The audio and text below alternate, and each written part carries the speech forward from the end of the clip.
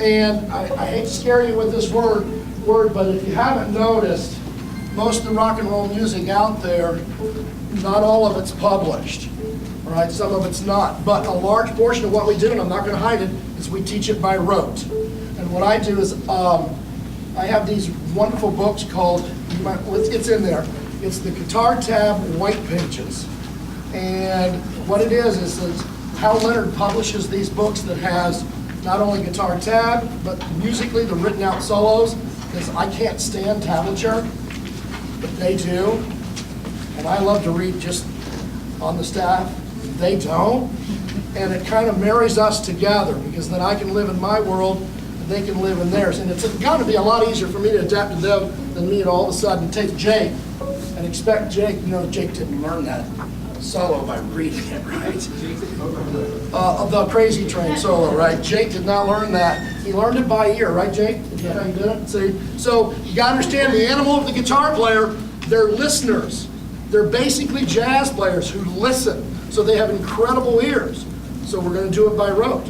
And basically when I do this, I write out the chord progression of any given song that we're going to do on a piece of paper, because for the rhythm players, it's just a matter of putting the chord progression together.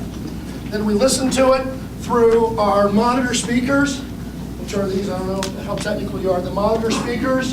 And then what we do is have the kids play along with the recording.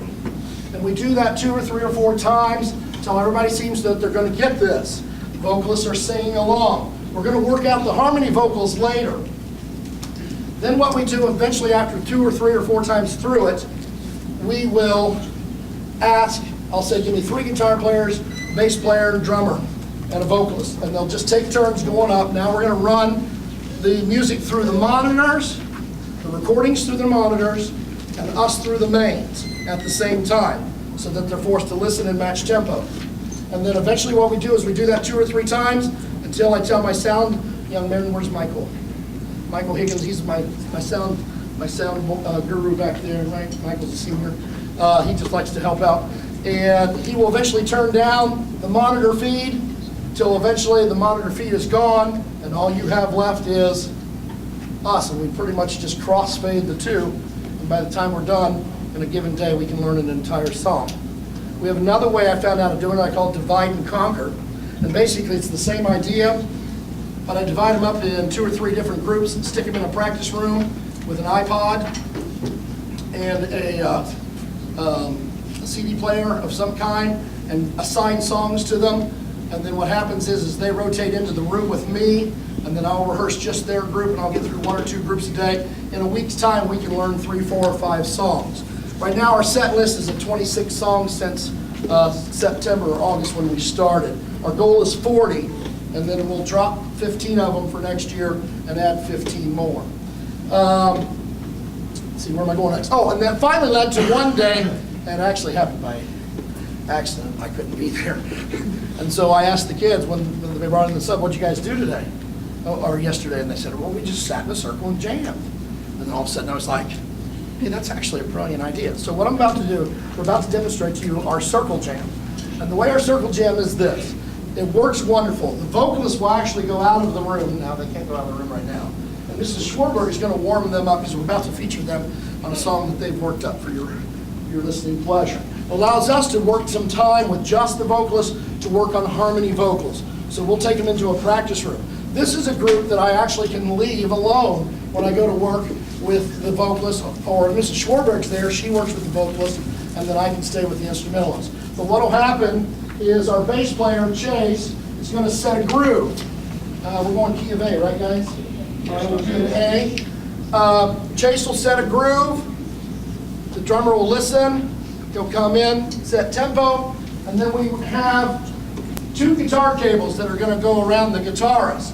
And one plugs in and starts to improv. And this is a free improv session. We don't care what they play. And for young ones, you'll hear some wrong notes. The older ones, they've kind of got it down.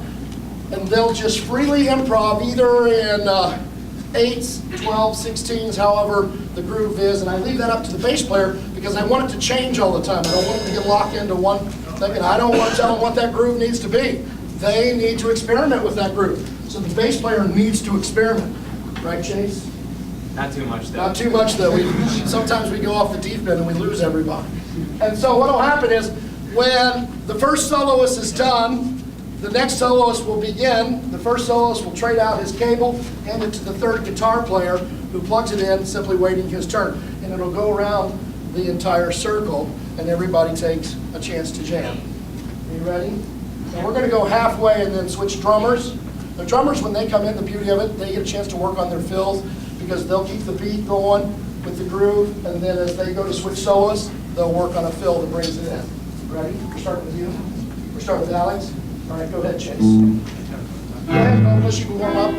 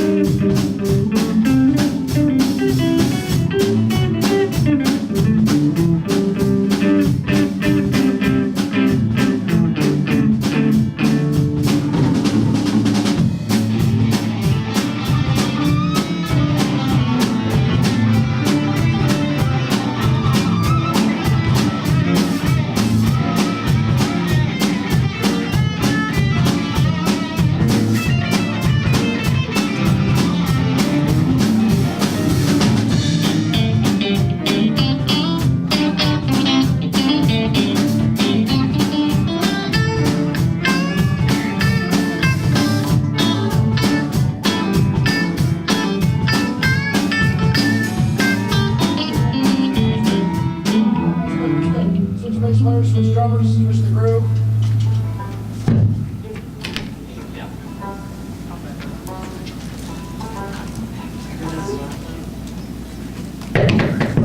I'm lucky to have guitar players all the way from 9th graders through 12th graders. So there's no doubt that you're seeing a lot of showcase seniors, because this is their last year, this is it for them. But we have a lot of youth to feed. I have how many freshman guitar players? 2, how many sophomores? See, 3. So the heart of it is actually young, and that's the way I want it to be. And then we'll just keep going all the way through. Still A, you want to do a different groove, we go into blues? Yes. All right, let's do some blues.